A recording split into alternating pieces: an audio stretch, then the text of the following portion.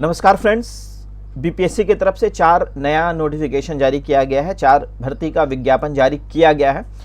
क्या क्या क्वालिफिकेशन है, कितना सीट है, कैसे अप्लाई होगा, वो सारा चीज़, डॉक्यूमेंट्स क्या क्या लगता है, ये 4 वैकेंसी का मैं बताने वाला हूँ अभी। तो वीडियो पे प्रॉपर आप बने रहिएगा। इसमें से जो पहला है मैं बता दे रहा हूँ। पहला वो कुछ भी हो सकता है, मैं अपने अकॉर्डिंग पहला बता रहा हूँ। फैक्ट्री इंस्पेक्टर, श्रम संसाधन विभाग, बिहार के नियंत्रणाधीन कारखाना निरीक्षक का वैकेंसी है। टोटल जो सीट है 17 सीट है। इसका एलिजिबिलिटी क्या है? फॉर्म जो है 12 जनवरी से स्टार्ट होकर 2 फरवरी तक फॉर्म भरा जाएगा। क्वालिफिकेशन क्या है इसका, पहले मैं सीट बता दे रहा हूँ।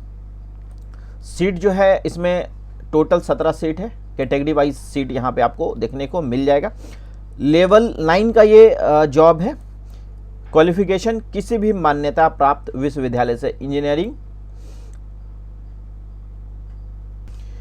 जो है वो प्रौद्योगिकी टेक्नोलॉजी या फिर एमबीबीएस मेडिसिन किसी भी स्ट्रीम से होगा तो आप एलिजिबल हैं इस फॉर्म को भरने के लिए। साथ ही साथ यहाँ पे एक चीज़ और दिया गया है, रेगुलर एमबीबीएस की डिग्री को ही मतलब माना जाएगा, यहाँ पे लिखा हुआ है। और इसमें एक्सपीरियंस भी है। तो एक्सपीरियंस क्या है वो भी मैं दिखा दे रहा हूँ।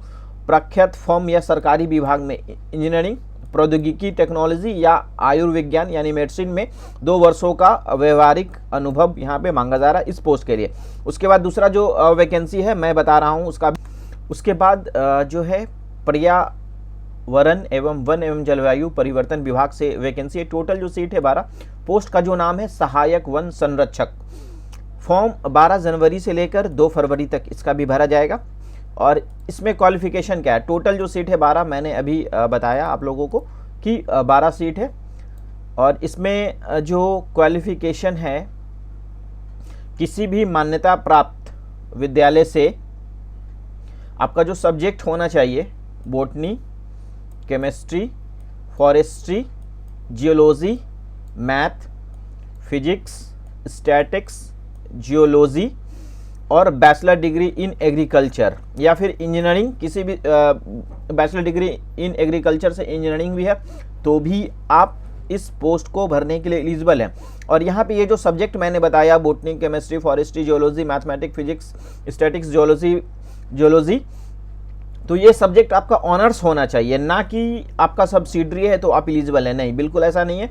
आपका ऑनर्स सब्जेक्ट होगा तभी आप एलिजिबल हैं। फॉर्म मैंने बता ही दिया। सीट 12 है। 12 जनवरी से स्टार्ट हो रहा है और 2 फरवरी तक फॉर्म भरा जाएगा। इसके बाद जो वैकेंसी है वो मैं अभी बता रहा हूं आप लोगों को। उसके बाद का जो वैकेंसी है वो उद्योग विभाग की तरफ से ही है, प्रोजेक्ट मैनेजर का। टोटल 9 सीट है। फॉर्म 8 जनवरी से लेकर 29 जनवरी तक फॉर्म भरा जाएगा। फॉर्म भरा जा भी रहा है, स्टार्ट हो चुका है एप्लीकेशन। तो क्वालिफिकेशन क्या है इसमें भी टोटल जो सीट है वो 9 सीट है, यहाँ पे आपको दिख जाएगा। और क्वालिफिकेशन जो है यहाँ पे mechanical engineering, electrical engineering, civil engineering या मोटरलॉजिकल इंजीनियरिंग या टेक्सटाइल इंजीनियरिंग, केमिकल इंजीनियरिंग या कंप्यूटर इंजीनियरिंग। उसके बाद किसी भी मान्यता प्राप्त विश्वविद्यालय से अर्थशास्त्र यानी economics, math, statics, physics, chemistry में कम से कम द्वितीय श्रेणी का डिग्री। इसका मतलब है कि आपके पास ऑनर्स डिग्री होना चाहिए इतना सब्जेक्ट का। तो अगर आप इन सारे सब्जेक्ट से किसी भी एक सब्जेक्ट से अपने ग्रेजुएशन ऑनर्स डिग्री है तो आप इस पोस्ट के लिए एलिजिबल है। उसके बाद का जो वैकेंसी है स्टेनो का, उसका भी डिटेल्स मैं आप लोगों को बता ही दे रहा हूँ। स्टेनो का जो है 12 तारीख से स्टार्ट होकर 2 फरवरी तक फॉर्म भरा जाएगा। टोटल 15 सीट है। इसका जो क्वालिफिकेशन स्टेनो के लिए 15 सीट मैंने अभी बताया। और किसी भी मान्यता प्राप्त संस्थान से इंटर पास आप हैं तो आप एलिजिबल हैं। आशुलिपिक पद हेतु मौलवी प्रमाण पत्र, ITI 2 वर्षीय पाठ्यक्रम जिसका प्रमाण से विजयनगर पॉलिटेक्निक 3 वर्षीय इंटरमीडिएट समकक्ष माना जाएगा। मतलब ITI 2 वर्ष का है तो भी आप एलिजिबल हैं। और साथ ही साथ तकनीकी योग्यता हिंदी एवं अंग्रेजी में आपके पास होना चाहिए, स्टेनो का जानकारी और कंप्यूटर टंकन और कंप्यूटर का बेसिक नॉलेज होना चाहिए।